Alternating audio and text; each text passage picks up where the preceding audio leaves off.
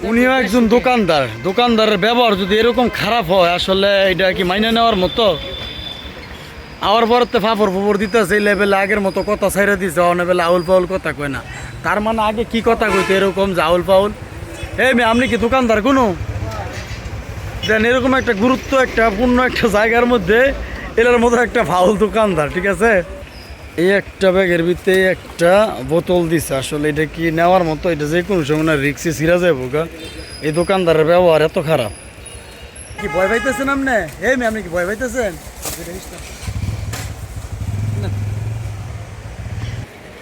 আমরা দুইটা ফলি দিচ্ছে, আমি একটা ফলি তাই ফেরত দিতেছি, আসলে অপচয় করলাম না। তারপরও এই দোকানদারের মন ফাইলাম না, তো কি জীবন দিলামু?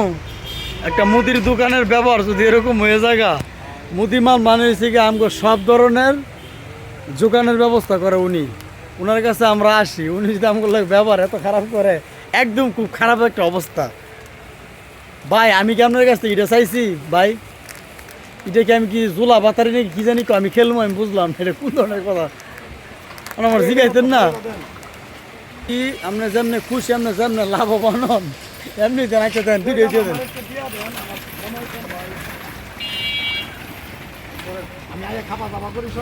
অবশ্যই বড় ভাই জায়গা আপনার কথা বললে খুব ভালো লাগছে, কথা না কইলেও খুশি। আল্লাহ হাফেজ।